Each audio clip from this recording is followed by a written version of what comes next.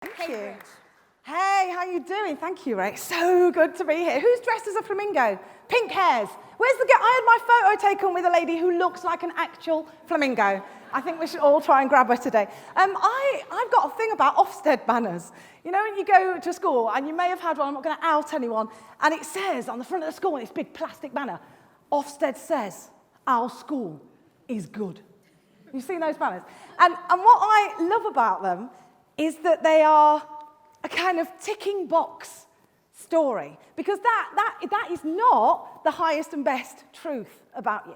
That is not your story. Ofsted says we're good. It sounds like it should be saying some guy in an ill-fitting suit came by and said, we nearly tick all the boxes. I mean, what kind of celebration is that?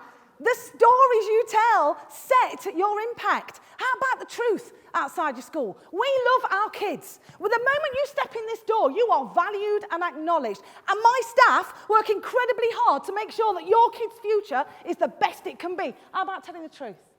Because the story you tell about yourself is the limit that you can achieve.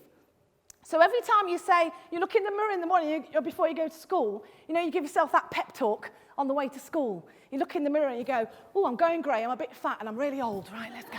You know, that pep talk, not helpful, not helpful. Today's going to be a day full of photos, full of selfies. When someone points a camera at you, don't go, oh, my glasses, my chin, just go, yeah, it's me. This is what my body currently looks like. I want us to take ownership of our own excellence. I want us to stop relying on someone else to tell a great story about us. And I want to do that because I owe you my life. And I am not going to be on this planet with people who talk themselves down when I know how spectacular they are. And so the story I tell is your story. And it starts with my addiction to going on reality TV shows. I am proper addicted. So when I was 20, I went on Blind Date. More of that in a second. Then I had to give it 20 years to recover. It was that bad. And then when I was 40, I went on The Apprentice. And now I'm 50 next year. I've got 10 years left. But I already know the show. It's obvious. Love Island. I'm going to kill it. I'm going to kill it. But first, The Apprentice was an interesting journey. And it's one I'm going to show you a little clip of now. This is from the show after The Apprentice, where you go on and all your favourite comedians take the mick out of you. Oh, exciting. Could you press play for my video? Mysterious man at the back. I'm going to go again. Oh, well, it was really good. You have to take my word for it. But on The Apprentice, when people find out I've been on the show, I got fired in the first week, okay? They asked for a volunteer to be team leader, and I'm like, go big or go home, me. So I was in charge of the team, and we had to sell Chinese lucky cats. You know those things that do that? Yeah. Still got a garage full, if anybody wants a few. So I went on the show, and I volunteered to go first. I wrote, right, I've got 3 kids. One of them is here. She's hiding because she knows I'm going to point her out. Oh, there you are. Hello, darling. So I've got 3 kids. I wrote a letter for every single one of my children while I was gone because I'm that mum. Yeah, that's the story. I'm that mum. That's the story I want my kids. What story do you want your kids to tell about you? I want my kids to tell a great story about me. You know, she never said what she did. She always got stuff wrong, but she loved us and she was always there. That's the story I'll settle for. So I write a letter for every single one of my kids, 3 kids, okay? In that letter, I put a photo of me and each child because I want them to, I'm going to be gone for 8 weeks. So I want them to remember me during that time. So I put a photo of me and everything. And then they're collecting Moshi Monsters at the time. So I put a Moshi Monster toy in there as well. That's 168 letters. It took me 11 and a half hours. And I was fired in the first week and back home in 3 days. It was awful. Sometimes it can be and I said very to my difficult. husband, babe, I'm going to have to fake my own death. I'm going to have to be Sandra from Connecticut. I can't. How embarrassing. How am I going to carry on working? How am I going to go into schools? And how's anyone going to take me seriously? And Ed's like, well, calm down first. Calm down. But the thing about it is it was supposed to be my big comeback from Blind Date. Because on Blind Date, my date left me in a romantic restaurant whilst we were having dinner, went to the toilet, climbed out the window, and went to McDonald's. He said, we're literally sitting there, the camera crew, me, him, we're sat there. I'm on national TV, I'm 20, this is my big break. And he goes, my stomach thinks my throat's been cut. I'm off for a Mackie D's, do you want to, love? And he disappears. And he comes back with the McDonald's in the front. I mean, it's just hideous. And that little clip was on the Best of Blind Date, which they used to do on New Year's Eve, every year in the worst date category for the next 9 years. And I know because I was teaching year 1 at the time, and one of my kids came in and said, Miss, we saw you get dumped on telly. And I'm like, yes, thank you, Kirk. But Kirk pulled it back. He went, it's all right, miss. My dad says he wouldn't say no. And I'm like, oh my God, that's... Actually, which one's your dad? So, single at the time, thought I'd try my bets. But his dad was the guy that came into school in a vest, no matter what the weather, so I gave that one a wide berth. And the reason I tell these stories, people think that me and reality TV is the most interesting thing about me, and it's kind of interesting, but actually it stems from this I want to say yes, because I feel like even failure is something that I can embrace and learn from. I'm literally not scared to fail. This isn't confidence. It's not confident. I'm wearing a frou-frou. Look at this. It's not confidence. It's being comfortable. It's being comfortable with however things turn out, because I know where my heart is, I know what I'm committed to, and I know that I can reframe, pivot, and bring it back if it goes wrong. The reason I'm like that is because of you, by the way. That I shouldn't be like that. That should not be my story at all. I was a terrified little kid at school. I was someone who was always nervous. And I had this amazing teacher when I was in year 1 called Mrs. Cook. And Mrs. Cook wore the teacher uniform of brown. Like just brown long sleeves, brown smock, brown shoes, brown top, brown hair, everything brown. And this woman loved me. I mean, she never said she didn't need to. I just knew. She was crazy about me. And the feeling was mutual. She used to ask us, what are you going to do? Who are you going to be when you grow up? Who are you going to be? And Derek, one of the guys in my class, said, I want to be a daddy. And we all laughed at him because she's talking about jobs, yeah? She's not talking about what, you know. And she said, don't let anyone laugh at your dream. Your dream is yours. Keep it safe. And when she got to me, who are you going to be? I am enamored with this woman. And I go, I want to be just like you. Which is a bit embarrassing now, but then was in the moment. And she looked at me, like with dead serious. And she went, you mean you want to be a teacher? And I remember thinking, I do not have enough brown clothes to pull off the job of teacher. And also, I'd never seen a brown teacher. I mean, they wear brown, but they're not brown. So are you allowed to be a teacher? I mean, I was just like in this, but it was Mrs. Cook. So I just said, yes. And she said, that's a great idea. You should definitely do that. You would make an awesome teacher. Like, I'm 50 in a minute. That happened when I was 6, and I can still. It's like she put this invisible steel rope around my waist, and the next 20 years was me being pulled towards this impossible task, this mind-blowingly stupid idea, as if I could ever be a teacher. At home, I lived with my mum and my stepdad. My stepdad was a violent drunk. What's the word you use for the poor kids? What's the politically correct term for poor kids in Cambridge? What? Disadvantage, that's lovely. What else? What else you got? What else do you call them? Like on the paperwork, not behind their back. Or like vulnerable, low socioeconomic background, pupil premium. You know what, for me, if I'm happy using that term to the face of a 5-year-old, fine. So if I'm going to go, what's your name, love? Guy. A guy called Guy? That's so cool. So Guy, seeing as you're disadvantaged, vulnerable, and pupil premium, I'm going to put you on yellow table. All right, love. If I'm comfortable with that, look at him, he's crying. He's a grown man and he's upset. I don't want to do that to a child. So for me, there's really only 2 groups in school. There's really only 2 groups. There's order navigators and chaos navigators. That's it. Order navigators know they're loved. They know they're loved. They come to school, they've got the clothes on, or semblance of that, they can eat. They've had something to eat, they're there and they're ready to learn. It doesn't mean they're always happy. It means there's always potential for happiness. It doesn't mean that they don't have challenges. It means that the next challenge isn't going to be the end of them. Chaos navigators don't take any of that for granted. They don't have that. If they come to school, they've had hell the night before. There's no one at home making them breakfast. They might be looking after their own kids or a drunk parent. They come in and they're terrified of what's going to happen. And the first thing they get when they come in is someone shouting at them because they're ringing in the wrong blazer, which, like Robert, is going to send them off the edge. They come to school in the vain hope that somebody will acknowledge and validate them. And school is designed for who? The order navigators. It's a perfect system. It's not broken. It works perfectly if everything is in place. But sometimes things aren't in place. So what do we do then? Well, fortunately, school is staffed with you guys, with humans, with everyday heroes, and you are the ones that set the tone, and you are the ones that write the script, because revolution has never started at the top.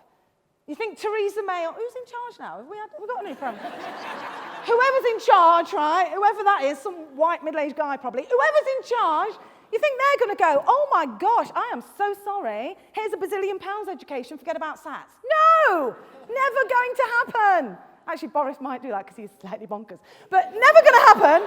Never going to happen. So we don't need to wait for them. Every revolution throughout history has started with one person at the sharp end who goes, do you know what? There's got to be a better way than this. There's got to be a better way. I had 5 of those in my life, 5 teachers. And I was lucky enough to have 1 in Key Stage 1, 2, 3 and 4 together, 5, and then at uni. And I would not be here without them. Mrs. Cook was the first. Mr. Williams was the second. Mr. Simpson was my geography teacher. He always used to have his sleeves rolled up and his tie loose at 9 in the morning, like geography is hard work in some way. And yeah, all right, all the geography teachers like, we have to know about rivers. Okay, yeah, that sounds really hard. You could tell I didn't listen at all during any geography. I'd come in the gate and I'd come in late because I would have to get my brothers and sisters up and out of the house because the house wasn't safe. We were beaten within an inch of our life in the house. It was not safe. So I had to get them to school before I got to school, which meant I was always late. I didn't have the uniform because I was 11 and I can't take myself to the shop to buy a uniform. So I turned up with the wrong jacket on. And outside, Mr. Rudder could be on the gate and we had the same dance every day. Far, where's your blazer? Huh, see me after school, whatever. And that was my welcome to school every day. I wanted to go, listen, mate, you're lucky I even came. But I didn't want to get into any more trouble, so I tried to keep that in. There's this thing about rewarding kids for things that are beyond their control. You know, attendance certificates. This is so passive-aggressive, right? As a 6-year-old decide to come to school every day. How they do that? What are you giving them a certificate for? We know it's just manipulating parents. Stop, tell the truth. Stop it. I remember going to school and the kids who turned up, got prizes at the end. You got chocolate. I would have cut my own leg off for a piece of chocolate. But I am not in charge of getting myself to school or cleaning my nails or making sure my hair is straight. So judge me on the stuff I'm actually in control of. And Mr. Simpson did. When I got in after the debacle with Mr. Ruddock, Mr. Simpson would be leaning against a wall, exhausted. And as I walked past him, he'd go, all right. And I'd say, are you a pervert, sir? Why are you looking at me? Like every day I would give him something, depending on how bad things were at home. And it didn't matter. The next day he was there, sleeves rolled up, tie loose. How are you doing? I'd walk into his class late. Oh, I'm so glad you're here. No hint of sarcasm. Great. Oh, you've come. I'm great. I'm glad you're in my class. Come in. All the time.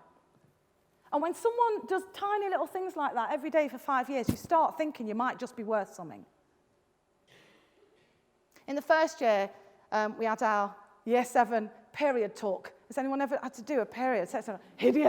Hideous talk, isn't it? Hideous. Nobody wants to do it. It's usually the PE teacher that ends up doing it. The PE teacher just wants to have a fag. Doesn't even want to teach PE. Just wants to go home. So the PE teacher, and my PE teacher was called Mrs. Gawtry, and Mrs. Gawtry had a lisp, which was awful, because every time she said penithers, she didn't say it just off the top of her head. She was talking about sex ed. It was relevant. But every time she said it, we all collapsed in laughter because it's hilarious. So she does not, this lesson is a car crash. And we're doing this lesson, I'm sat at the back and with Rachel Bortman, I've got my I don't care face on. And I'm just waiting for opportunities to throw stuff and be stupid. And we're watching this lesson and it plays on and it kind of comes out and you see, how the eggs and the sperm and the pregnancy and all that stuff. And as I watch it, my throat stops working. My throat freezes, solid, like right down to my gut. There's like solid block of ice. I can't breathe. It's like a peanut allergy with no peanuts inside. I can't breathe. And I watched this video and I realized that what my stepdad has been forcing me to do for the past 5 years since I was 7 is how a woman gets pregnant. And I die. I just die.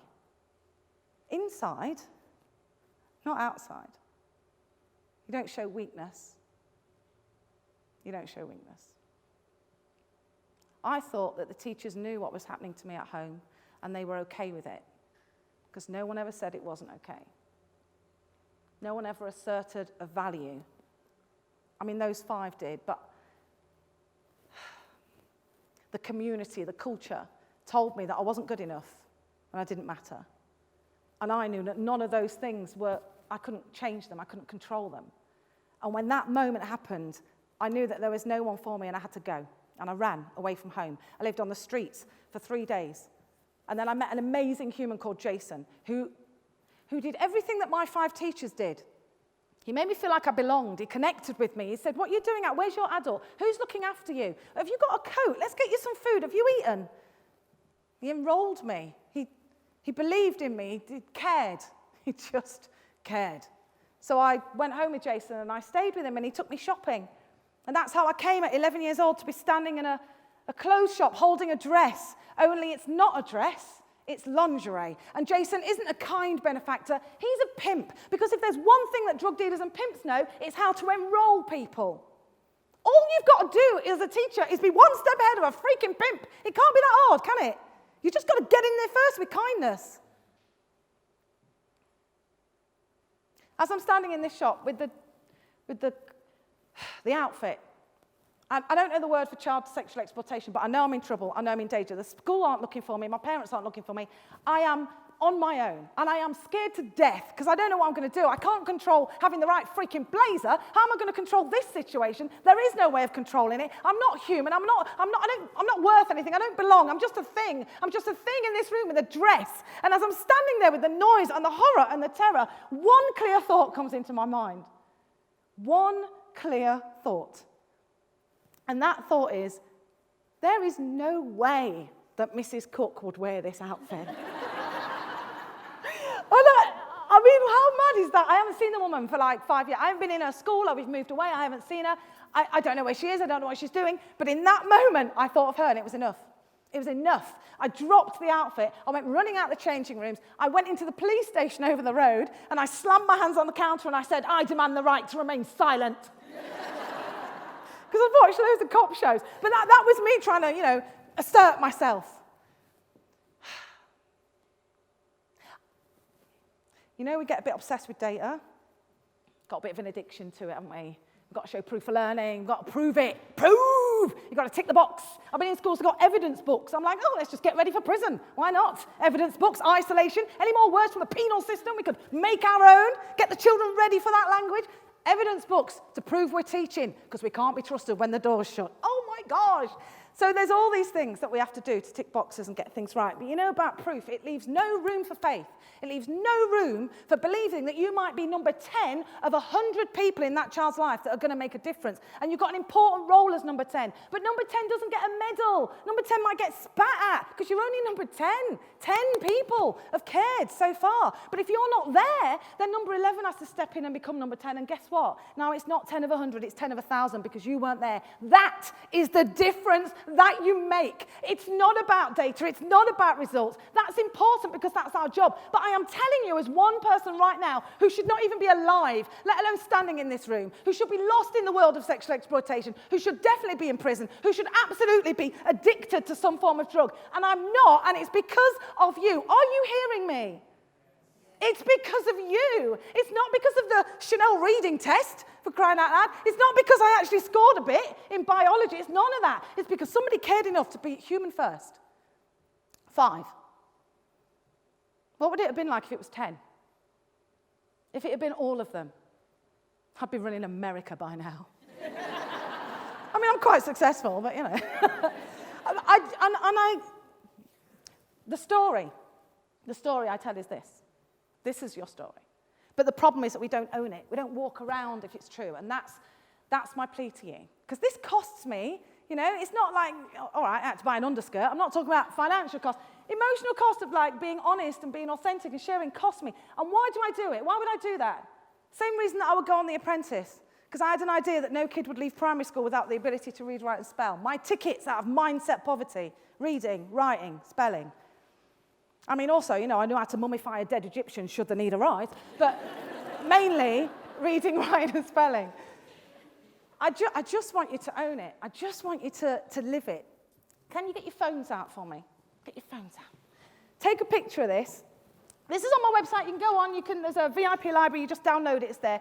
These things are things that teachers said to me or made me believe were true. I have been, after Paul's Ban the Booze campaign, I'm a governor of one school, and I get invited around schools. People let me in because I'm like, nurturing my way. So I have been on this one-woman campaign. I take those posters, A5 postcards, and I go into the isolation room and I stick them up in the booths. Next to the poster that says, no sighing, no head on hands, no believing you're worth anything. I put that next to it. You're valuable. You make me feel proud. Because the truth, that relationship that you were talking about, has to be there all the time. I didn't learn about healthy anger. I thought if you're saying that's it, then that's it. That's not it. Never. So those posters, these things are things I say to my team and to teachers. This is for you. This is who you are. This is what you do. This is you. A lot of what I think about when I'm getting ready to talk, I start thinking how nervous I am and how scared I am and I tell myself, sort yourself out, love. This isn't about you. It's not about me, because as I'm talking and telling you my story, you're thinking about names, aren't you? And faces. You're thinking about that kid that is driving you mad. When I was doing reception, I used to do home visits. When you go and see all the kids' families. I just needed a home visit in year 7. Just one person. If Paul had come storming down to my house to have a go, it would have been the best thing that had ever happened to me. Now, I'm not saying we should all, you might get hurt. I'm just making a plea that we stop waiting for someone else to write the script of how awesome we are, and we claim that and own it for ourselves. That we start standing on the truth about ourselves. And the truth about ourselves is that our work changes lives. That's the truth about who you are and what you do. I don't care how bad a day you have. I don't care how awful you are. I don't care how wrong you get behavior management. You show up with your whole self. You stand there and you say, I'm in this, I'm here. And that is what makes us flamingos. That is what makes us awesome. That is what makes us deserve the highest accolade. Because you've all got a story about an everyday hero in your life, haven't you? You've all got someone who you can say, without them, I wouldn't be here. And here's the bigger story. You are an everyday hero for someone else, for more than one. So whoever that is, just hold them in your heart right now. Whoever you've thought about while I've been talking, visualize their face and literally just hold them in your heart. And then the next time you see that person, be who you are, their everyday hero. Make sure that you assert who that is and why you're there. And in fact, I'm going to ask you a question. So when I do talks, I go all over the world doing keynote talks. And when I'm in America and I say, right, put your hand up if you're a success. Every single hand, yes, ma'am. And when I say it in England, let's do it. Put your hand up if you're a success. It's not quite America. So there's Ray and a few people at the back here, and everyone else is a failure. That's where we go. But where are the successes? Stand up if you're a success. Stand up for me. Successes, stand up. Right, you need to rub yourself up against these people, the rest of you, and try and start some of that. Thank you, successes, sit down. Here's my next question. This one's even bigger, but I want you to think about this really carefully. If anything I've said has resonated, if you can consider the possibility that you might just be an everyday hero, that what you think is the highest and best thing you can do, if that doesn't include you being you, then there's always higher and better. If you know that you being in school is making a difference to someone, if you're prepared to consider the fact that just you being there can actually make all the difference, then you are an everyday hero. And if you can consider that possibility at the beginning of this festival, it would make my day. But I want to ask you, if that's true for you, if you can say, yes, I am an everyday hero, then I'd love you to stand with me now. Give yourself a round of applause.